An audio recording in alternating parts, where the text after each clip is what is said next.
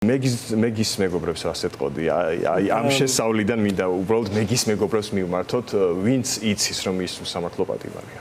მეც გავხდები მეგის მეგობარი და კიდევ ბევრი ჩვენგანი, იმიტომ რომ მეგი იბრძოდა იმ ქვეყნისთვის, ამ ქვეყნისთვის, სადაც ერთად ვცხოვრობთ და ერთად ვაპირებთ ცხოვრებას და ერთად გვინდა ისეთი ქვეყანა, როგორიც გვინდა და რისთვისაც უკვე 280 დღეზე მეტია უწყვეტად ვიბრძვით. ამიტომ ვერავის ვერაფერს ვერ მოუწოდებ, ყველა ჩვენგანის ვალია, მე არ მაქვს უფლება, რომ ვინმეს რამე მოუწოდო. ყველა ჩვენგანის, ჩემიც, ნინოსიც, თქვენიც, ჩვენი პოზიციებისა და სტატუსების მიუხედავად, ყველა ჩვენგანის ვალია ვიბრძოლოთ მეგის თავისუფლებისთვის, ისე როგორც ვიბრძვით მზიეს თავისუფლებისთვის.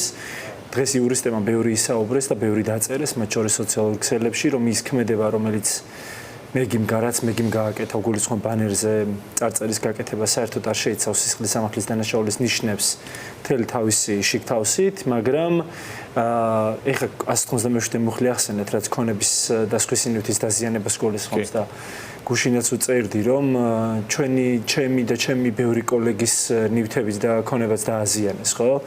არა მხოლოდ კედლები სახლისა და ოფისების, საცხოვრებელი სახლისა და ოფისების კედლები შეღებეს და თან ისეთი საღებავით შეღებეს, რომლის ჩამოცილებაც ვერ მოახერხეთ.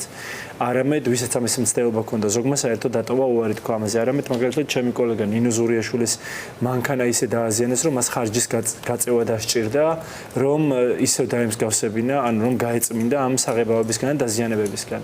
ანუ საქმე იმაშია, რომ არათუ ვინმე დააკავეს, მიუხედავად იმისა, რომ ვიდეო სამეთოყერო სისტემის ჩანაწერებიც არსებობდა ბევრ შემთხვევაში და უფრო მეტიც ჩვენ ხომ ყველამ ვიცით და ეს დავადასტურეთ და დავამტკიცეთ კიდეც რომ მთელი ეს ქონების დაზიანება, რომელიც ორგანიზებული ხასიათის იყო და ორგანიზებული სახე ჰქონდა, იყო განხორციელებული ქართული ოცნების დეპუტატის ტიტო სამხარაძის დავალებით.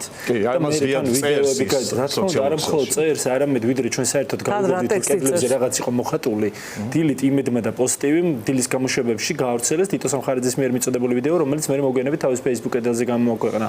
ანუ მან დააორგანიზა, მისივე დავალებით თან რომ აკეთებდნენ ამ ყველაფერს, ამ დანაშაულს და სამართალდროულს რომ ჩადიოდნენ, გადაიღეს, მე ეს ვიდეო მიართვეს და თვითონ გაავრცელა. ანუ არც ერთი შემთხვევა არ არის გამოძიებული განსხვავებით მეგი დიასამიძის. ხო, აი კალაძის ბანერზე რომ წარწერა დატოვა მეგიმ, იმავე დღეს ყვითელი ლენტები შემოსაზღვრეს ირგვლივ.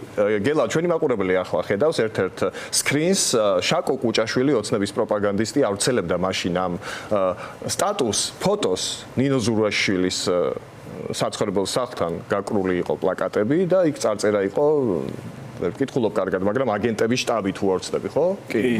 და ამას აზიარებდა, იცი, როგორი მინაწერით, რომ რა მოხდა მერე მოქალაქეებმა კონსტიტუციური უფლებით, გამოხატვის უფლებით ისარგებლესო. სახლზე, საცხოვრებელ სახლზე ამ წარწერის გაკეთება თურმე გამოხატვის თავისუფლებაა და კალაძის ბანერზე წარწერის გაკეთება უნდა დაისაჯოს 3 წლამდე თავისუფლების აღკვეთით. ასეთ სახელმწიფოში. ასეთ წარწერების არც ვინმეს უფლებაა, მაგრამ მეორე მხრივ ნამდვილად არ არის სისხლის სამართლის დანაშაული. მეგი დასაჯეს და სჭრიან, იმიტომ რომ სამაგალითოდ მოექცნენ დასაჯონ მას, რომ სხვისთვის ეს იყო მსხვავი ეფექტის მქონე და დაშინების ეფექტი კონდეს, თორემ რაც ნახეთ ჩვენ სხვა ასეთი დანაშაულები, როგორც ესენი აკვალიფიცირებენ ამ ბანერებისა და წარწერების გაკეთების შემდეგ მე მაგალითად მანქანა დამემტვრიეს და დამიზიანეს და ადამიანი პასუხისგებაში ისე მისცეს, რომ არ დაუკავებიათ, ანუ დავაიდენტიფიცირეთ, ჩვენ გამოვავლინეთ, პასუხისგებაში მისცეს, არ დააკავეს და 1000 ლარიანი გირაო შეუკვეთეს და პროკურატურა დღემდე მეუბნება, რომ განრიდება გაუკეთოთ და 23 წლის ქალს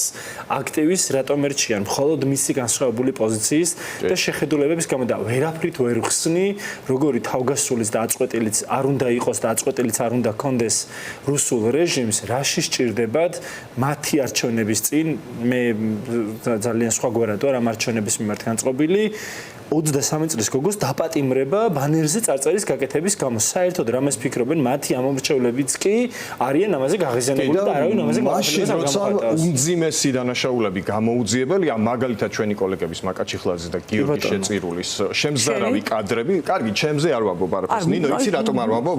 მე კი ვიცი რომ სისტემაში ყველასთვის ცნობილია ნიღბის უკან ვინ იმალებოდა, მაგრამ ამბობენ რომ კამერებიო გაფუჭდაო იმ დროს სათვალთვალო და იქ თუ სადმე გაიქცა და ნიღაბი მოიხსნა, ეგ არ ჩანს. ჩანსო, არ მუშაობდა კამერები, მაინც და მაინც იმ მომენტში გაფუჭდა. კარგი, მივყვეთ ამაში, მაგრამ მაკაჩი ხლაძეს, გიორგი შეწირულს ფეხებით რომ შედგნენ და მოგუდეს ნაწილი ადამიანების სახეები ჩვენ მოვიცანით შედგნენ ცოტა მსუბუქი ნათქვამი. ოღონდ ამ ადამიანების სახეები ყველასთვის ცნობილია და ვიცით ამ ადამიანების სახელები გვარები და მისამართები და გამოძიებას ეუბნებიან რომ აი კონკრეტული მონაცემები და დაკითხეთ მაინც და რეაგირება არ არის. აი ასეთ სახელმწიფოში ცხოვრობთ.